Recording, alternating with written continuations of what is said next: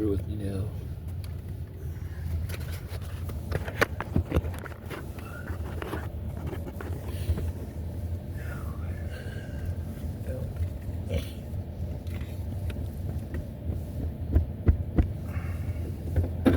Cool. My fucking feet are numb. I could drive.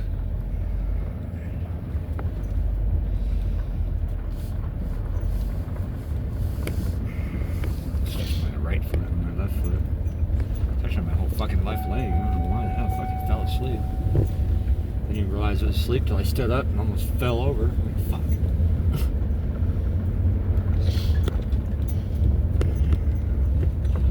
It's just when it wakes up, it gets those pins and needle feeling. I hate that. Yeah. Usually when Cass sleeps on your arm. Yeah. Or my head.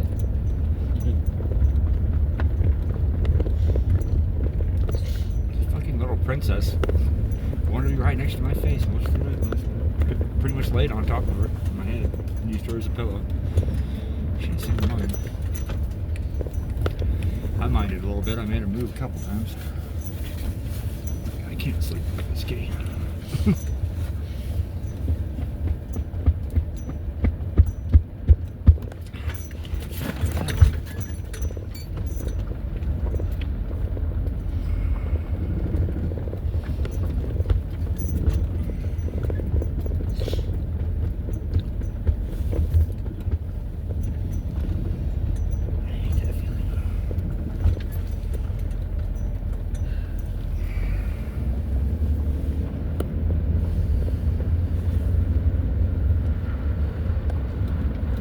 Is it tomorrow it's supposed to be really cold, or is it the next day? Tuesday. Tuesday.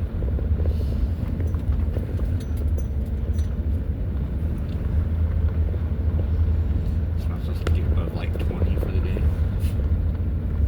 Yeah. Who cares? You get used to it. Learn how to deal with it. Wear 3 pair of pants and 5 shirts. So that's that simple for you. Huh? So I'm glad it's that simple for you, baby. I struggle with the cold. Regardless of how many layers I have on. You struggle with the cold. Why are you living in Colorado? Because I don't want to live in a place like Florida, or Texas, or Arizona. Yeah, Arizona's kind of shitty.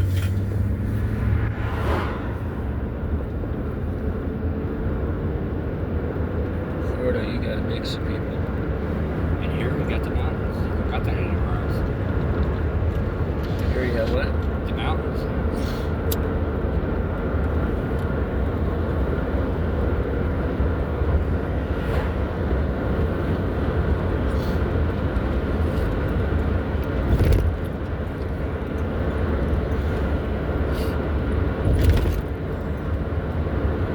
I was reading an article about these people that have never been mountain hiking, never been up a mountain before.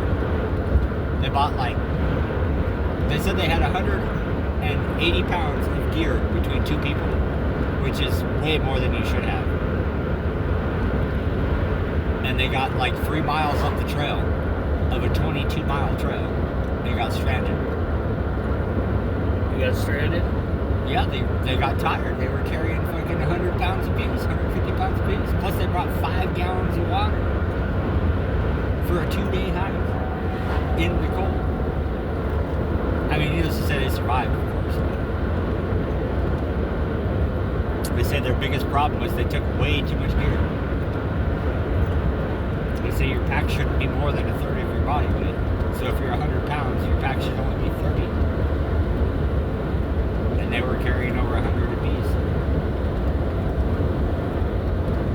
They had some good Samaritans, though, that helped them hike all their crap back down. If they would have been more than 3 miles up the trail, they probably would have said, hell no. Maybe.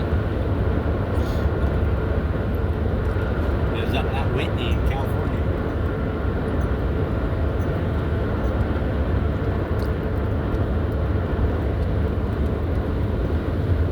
Isn't Whitney only about 7,000 feet? Isn't Mount Whitney only about 7,000 feet? No, it's 14.4. Oh.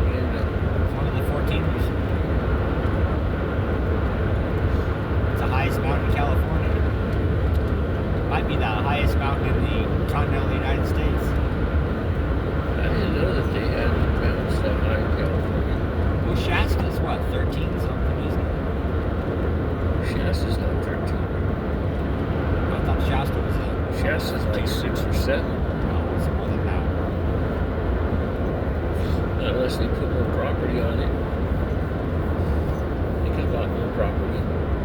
City of land anyway.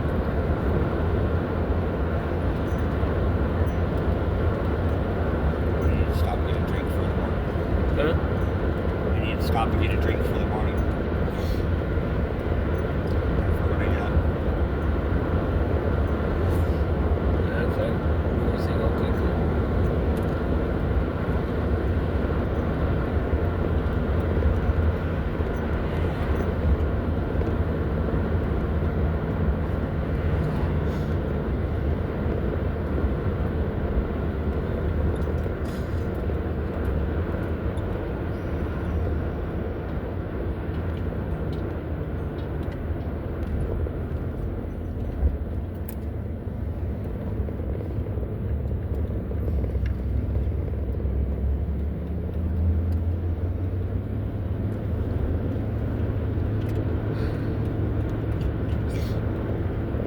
I've got the squares I got. Got all that. About 2 boxes of them.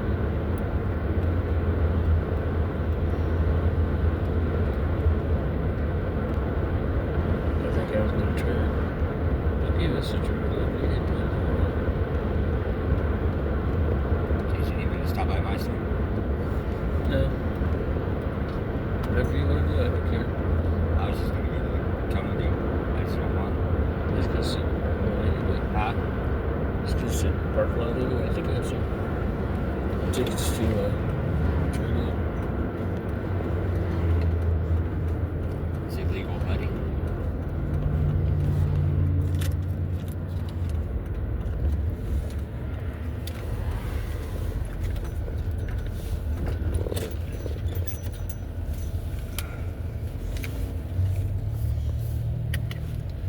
Full after eating those chips anyway. You gonna lock the door? I can't.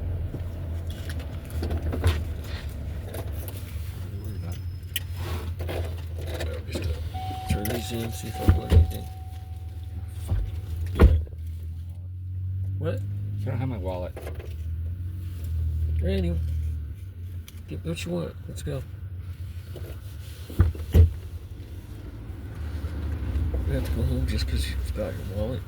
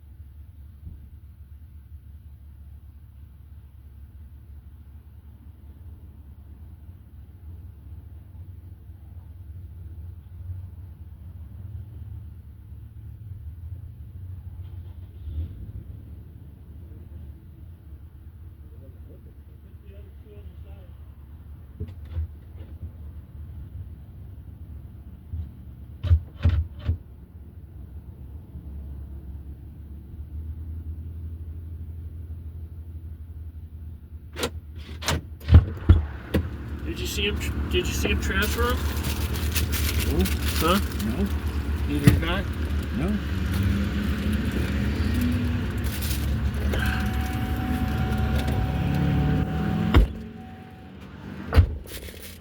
I think if I get other lottery tickets, I won't go to him. I'll tell him what he did. I don't quite understand. What he did? When he took the thing, he put 2 in this hand, 1 in this hand, and he went like this. He scanned all 3 though. I watched him. Oh, you watched him change hands? Yes. Oh, I didn't see him. Okay. One of these, wow. $2. Well, that's not bad.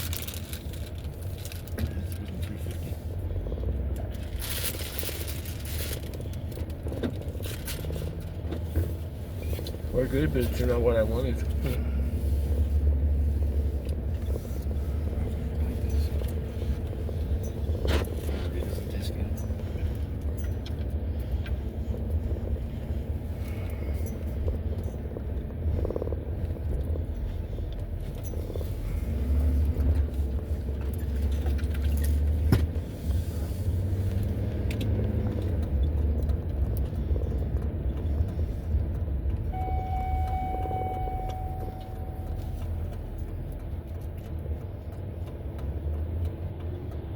I guess they're worth $2.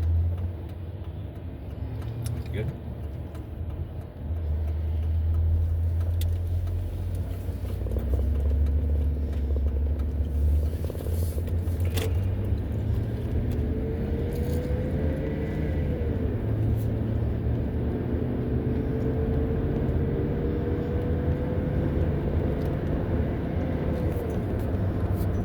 For now, at least. People like you, Bobby. Don't get too popular, Bobby. Among the 20-odd names Trump announced this week, many share or have shared a common employer. Tulsi Gabbard is a former Army reservist. She's also a Fox News talking head who once ran for president. Fox News host and Army veteran Pete Hegseth was nominated as Defense Secretary. He unsuccessfully ran for Senate in Minnesota in 2012 before joining Fox News. Tom Homan, Trump's pick for, quote, border czar, became a Fox contributor in 2018.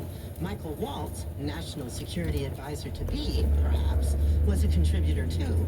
Mike Huckabee, tapped as ambassador to Israel, hosted his own show on Fox from 2008 till 2015. I was watching.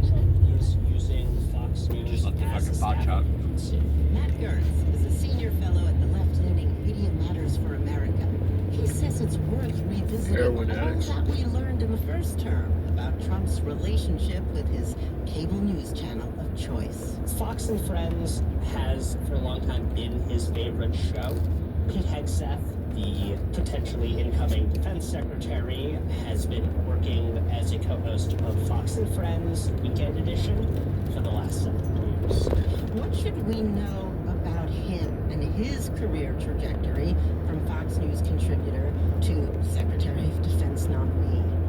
What Hegseth was able to do after catching Trump's eye was get Donald Trump to sign on to his own aims, which during Trump's first administration was securing executive clemency for several service members who'd been accused or convicted of war crimes. Yeah, the killing of civilians. He put family members of various accused or convicted war criminals on the show to talk up how they had been persecuted. These are men who went into strangers' places on earth with a job to defend us and made calls at a moment's notice. They're not war criminals, they're warriors who have now been accused of certain things that are under review.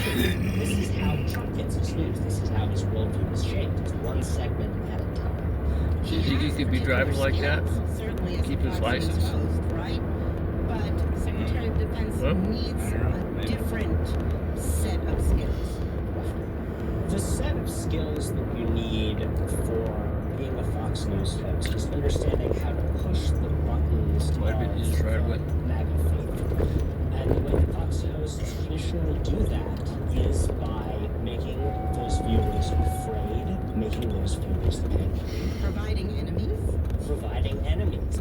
Obviously, that is not the job of defense secretary. We're talking about a sprawling bureaucracy that I wonder if he's been out. million service members. I wonder if he's been out hunting. His trailer's been gone for a couple weeks. Budget of hundreds of billions of dollars. It's a serious job for serious people. We've also noticed that thought this maybe he took it to revolving storage, door but- also works the other way. Several Trump staffers signed on with Fox News after Trump left office. During or after his term, yes, Tom Homan was previously the head of ICE. After he retired from ICE in the summer of 2018, he got a job at Fox News. He would denounce Democrats for standing against Trump's border policies. He would call for ever more draconian measures. He would say the things that Donald Trump wanted to hear. I keep hearing the wall's ineffective for them people.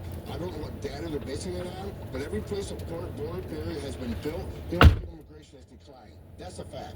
Now he's gone through the revolving door. Now he's coming back into the administration.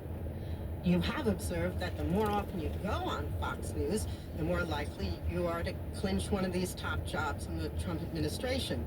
One Fox frequent flyer was Congressman Matt Gaetz, just nominated Attorney General. We have counted at least 347 weekday Fox appearances that Gaetz did from August 2017 through Election Day of 2024. He's actually not the most frequent Fox guest to be taking a jump to the administration, though. His Florida colleague, Representative Michael Waltz, who is Trump's pick for National Security Advisor, actually made at least 569 weekday Fox appearances, 176 since January 2023, which is the most of any member of Congress over that period. Wow. The last nominee, Tulsi Gabbard, is a former Democrat turned MAGA Fox News contributor and more. Is that how she caught Trump's eye? In Gabbard's case, she became a favorite of Tucker Carlson, the former Fox News star host, and as she underwent a sort of political transformation that brought her further and further onto the right, Fox was an opportunity for her to rebrand herself. Tulsi Gabbard is the pick for Director of National Intelligence. It's a position that oversees the 18 U.S. intelligence agencies. It's also responsible for the Presidential Daily Brief, though that is somewhat less important in a Donald Trump administration, as Donald Trump rather famously ignores his daily briefing. He would take advice from Fox News hosts, either through their programs, or he would reach out to them directly. Those were the experts he wanted to hear from, not people with actual subject matter expertise. You wrote that during Trump's first term, he consulted privately with an array of Fox stars, creating a shadow cabinet of advisors with immense influence over government affairs. You dubbed this the Trump-Fox feedback loop. I'll take you back to January of 2018. One morning, Donald Trump sends out a tweet criticizing a surveillance bill that the House is supposed to vote on that day. The administration theoretically supported the bill, but all of a sudden he was sending out a tweet criticizing that very bill. What happened, I discovered, was that shortly before Donald Trump's tweet, a Fox contributor had turned directly to the camera and said, Mr. President, this is not the way to go. Spying is valid to find the foreign agents among us, but it's got to be based on suspicion and not an area code. And that was enough to send Washington into chaos for hours. There are so many more. There were federal investigations that were launched on the basis of Trump watching Fox News and hearing some conspiracy-minded nonsense and instructing publicly or privately the Justice Department to look into it. This time around, when Trump is dissatisfied with Fox, he can turn to a host of other folks like he did when he was campaigning. Joe Rogan, Charlie Kirk, and the Fox News diaspora of former stars like Carlson, Ben Shapiro, Megyn Kelly, also a heap of MAGA influencers. Do you see that complicating the ties that bind Fox and Trump together? There have been big changes in the right-wing media since Donald Trump left office. But Trump is a creature of habit, and his habit is watching Fox News. It is not listening to podcasts or watching streaming shows. I do think there will be a battle for his attention, though. There will be other outlets trying to position themselves as Trumpier than Fox. That will, in turn, pull Fox further to the right. It will keep the network from getting any distance from him at all. Right now, it's a little early to judge what the media coverage of this revolving door is. Do you think that it gets enough coverage? Because there's so much to cover. You've said that the media have regarded this as kind of funny. There are ways to treat it as a sideshow, as a kind of carnival act, as the next ridiculous person down the line who Trump is putting in a position of power. And isn't it silly that someone like that is getting a job like the one that they're getting? But this is really just on a different scale as far as sort of lack of preparation, lack of seriousness around any of it. You literally have a president of the United States casting his administration from the people he sees on his television, and that could have very profound consequences, as it has in the past. Thank you so much.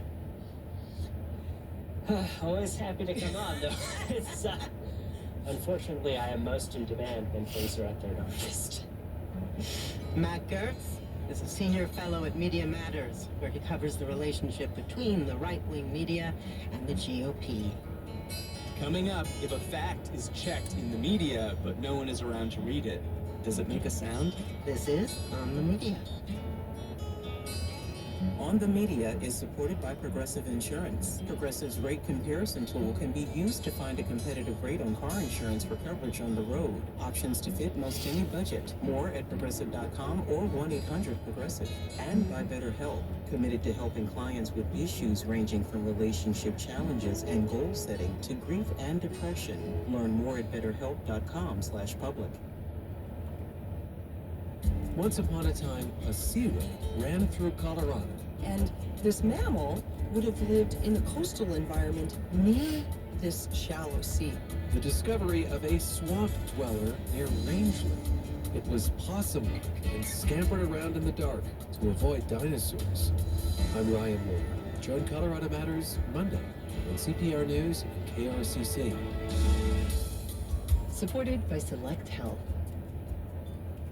Support comes from Emick Volkswagen, with locations in downtown Denver and Boulder, home to the ID Buzz electric van, the redesigned Atlas SUV, and the sporty Jetta sedan, plus VW service and maintenance. Learn more at emichvw.com.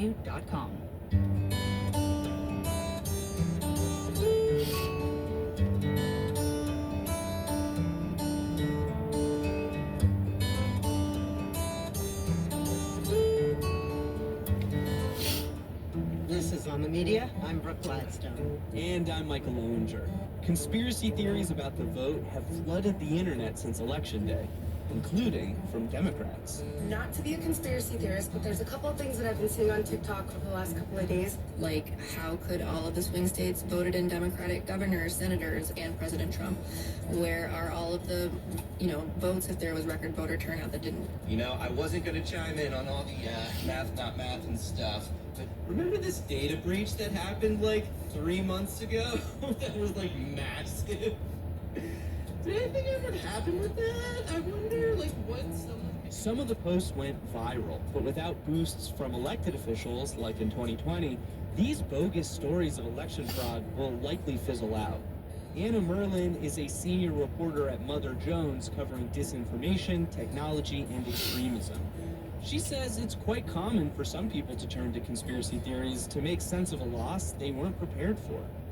The best example is the 2004 election. John Kerry lost to George W. Bush, and a big thing that happened in that election was that the exit polls were super, super wrong. pretty much every exit poll seemed to predict a Kerry victory, and there was a lot of post-mortem devoted to this, like why were the exit polls so wrong? But some people turned to an explanation of fraud, including, ironically enough, Robert F. Kennedy Jr. He wrote a piece in Rolling Stone to this effect, right? He did, yes. It was very widely viewed and discussed, but you know, in fairness, he was not alone. And now, of course, Robert F. Kennedy Jr. is serving on Trump's transition team and expected to play a role in a second Trump administration. You quoted one man named Wayne Madsen, who you describe in your piece as a former journalist and documented conspiracy theorist, who posted on Threads, the social media site, writing, "I'm beginning to believe our election was massively hacked." Generally, there seemed to be an impression among some Harris supporters that Starlink was in some way being used to tabulate votes, which is not correct. It's not used that way. Number one, why in the flying freaking flap, okay, were voting ballot boxes or whatever, you know, the places where you go to vote, why were they connected to the internet? So the kind of two main flavors of videos on TikTok have been stuff from people identifying themselves as experts in tech in some way or working in IT in some capacity, and then weirdly enough, psychics saying, you know, that something is just not adding up from kind of an astrological perspective. And I don't mean to make light of it, but that's what's going on. Will Kamala Harris be president of the United States? I'm not just going to tell you, I'm going to show you. This is Harris's birth chart. This is what was promised at the time of her birth. Kamala Harris is a Gemini rising, making Mercury the lord of her chart. And you could hop on to Twitter, Threads, TikTok, Instagram, any day of the week and find people saying unsubstantiated stuff about current events. How popular is this really? I don't think that it is an overwhelming point of view among Harris supporters or people Where's on your the wallet? left or Democrats. That is not something I get. But it is, you know, a substantial and vocal minority, and certainly enough. In my pants, hanging in the The AP, house. for instance, has had to put I thought you out said you lost a it. fact-checking No, I said I piece didn't on have the it. fact that some rural They're in your communities pants? use Yeah, I didn't take them Starlink out of as my an pants. internet Usually I take them out of provider, my pants and but put it in here when I most take them off, not but I forgot to connected to use it. Starlink. Election officials in multiple swing states have had to reassure people that this isn't happening. What I think is important to note I wish I is would have that known it's this not was so good. I would have bought a driving couple of official them. policy or an official response from the Harris Run back campaign, from the Democratic Party. Run back? That's not happening. You know, like election officials and really. officials at PISA, which is, you know, the federal agency responsible for That cyber Phyllis Day defense, thing was has all right. said they believe Huh? this was That an Phyllis Day incredibly thing was secure all right. election.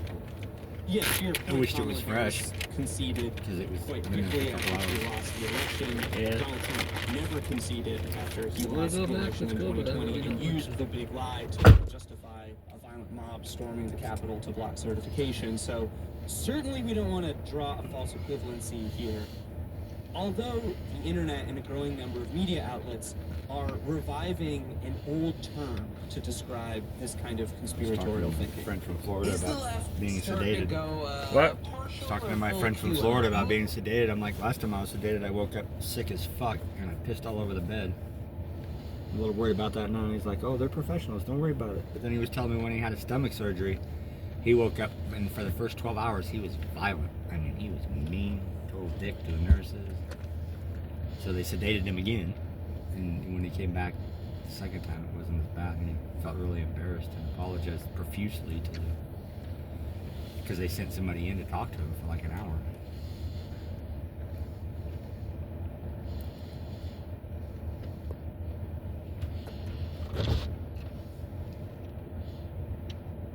Did they charge him for threats?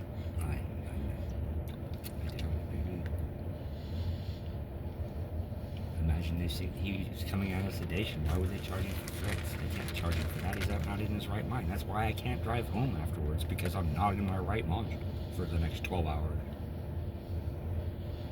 I mean, that's what it says on the paperwork even.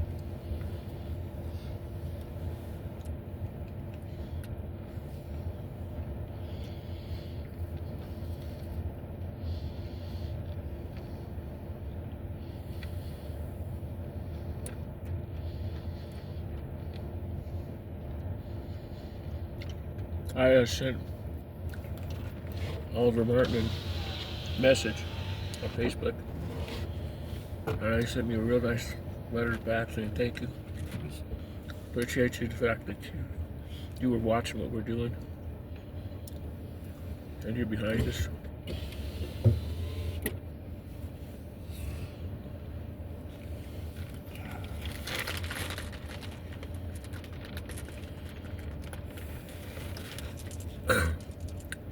I think that doctor's going to be in trouble.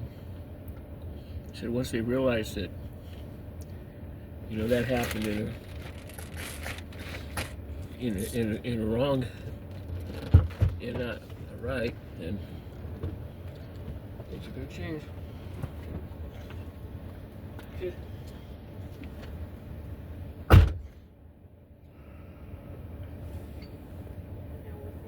Play out in a down ballot race. Hopefully we put some of the so-called QAnon conspiracy theories in context. But I guess ultimately, are you concerned that election denialism is becoming an increasingly bipartisan problem? I think in the short term, yes, I am a bit concerned that this is happening. We wrote about this merit poll that came out in October, where I believe I wasn't sure what was on Z's back. Oh yeah? So when I got him, and I attacked him with the brush, I got it all. They were stickers. Oh. I thought it was shit. Figured I'll hit that first and then I'll give him a bath. Probably nice and happy that you gave it to him. Yeah, that was his happy dance. I think it would be a real loss if folks get disillusioned and disenfranchised out of civic participation. Anna, thank you very much. Thanks for having me. Anna Merlin is a senior reporter at Mother Jones covering disinformation, technology, and extremism. As the new Trump administration approaches, telling truth from fiction grows more imperative by the day. Washington I just don't remember that sitting like that. 1,000 whoppers in his last term, but are The other sign is broken off. Cut it off over there. In addition to having the problem that there aren't enough fact checkers, we have a huge I'm surprised. There was some guy down by the river one day putting up new gas line signs by the boat ramp over there at the park. beyond the big lie.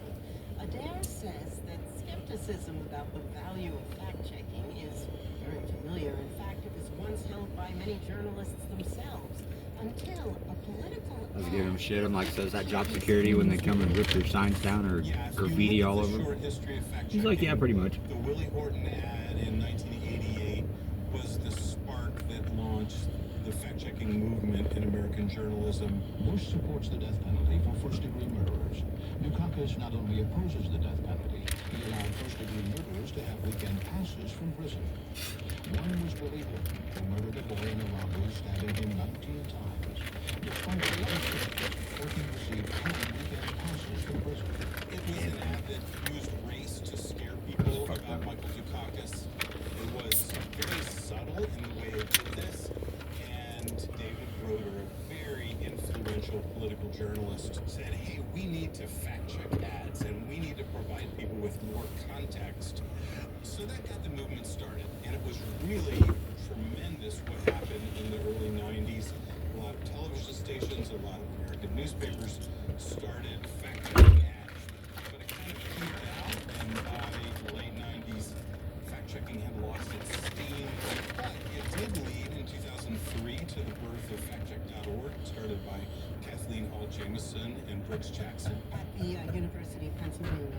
And then I started PolitiFact in 2007 as a product of the St. Petersburg Times. Why don't we address the elephant in the room, which you start your book with? Which indeed is an elephant. Describe what you learned, how you learned it, and when you came to stop worrying and accept it. So when I started PolitiFact, I had a sense that Republicans lied more, and that really went back to when I began covering Congress in the late 90s. It was apparent then And you that kinda lied about that. I did. In 2012, I was on C-SPAN, national television, live, taking calls. And Brian from Michigan calls in. And Brian says, Mr. Adair, I read in The Nation that when you add up the fact checks, that Republicans Dare. lie more and they lie One of my worse. bosses' last name used to be Adair. Brian, Marvin. and I lie. You know, Working at the plant. I can honestly say I don't keep score. Well, we did keep score. My other boss' name was Rippy. Troy Rippy. We didn't reveal the party to him, but I knew that Brian was right, and instead I gave him this dodge that I always gave people when they asked this. I said, Asking me that question is sort of like asking an umpire who's out at home more, you know, the Yankees or the Red Sox. I don't know. I look at every play independently, and I think it's important that we do that. I want to find Brian so that I can apologize to him, because Brian was right then, and Brian is even more right now. But I was trying to show that I was impartial. Why are there such big liars? I know you posed that question to a broad group of people, elected officials, journalists, campaign operatives, current and former members of Congress. Some are former Republicans who left because of Trump, so they bring some special insight. Some are Democratic operatives. So answer the Randy. At the root Come out of their chimney. is really now a big part of Republican culture. Bush took over the House of Representatives in the early 1990s. He established this kind of anything goes culture that included this acceptance for lying, that we need to win, go ahead, lie. This was summed up really well by a Republican congressman I talked to, Denver Riggleman, who said when you're in this epic struggle that So you must be Republicans burning believe coal. they're Smells in, like it. that anything goes. Another is the complete lack of shame. And these things are related. Many people are talking about shame, whereas Democrats still feel shame if they're called out for a lie. Many Republicans do not. When you started PolitiFact, you created the Truth-O-meter, which is a dial with an arrow like the hand of a clock, indicating the seriousness of the lie. There's 6 rankings: true, mostly true, half true, barely true, later changed to mostly false, and false, plus the lighthearted pants on fire for remarks that are ridiculously false. So there are a variety of these enterprises across outlets now, including the Washington Post's Glenn Kessler. The seriousness of the fact checks are determined by the amount of Pinocchios you see. But when you attempt to impose a scale on untruths, doesn't that open a Pandora's box of subjectivity? The whole thing is, ultimately, fact checkers at PolitiFact are taking journalistic work that they've done and then making a subjective rating on this imaginary device. So, yes, that can create challenges. I'll give you one example. Politician in one state makes a claim. Politician in another state makes a pretty similar claim. Do they both earn exactly the same rating?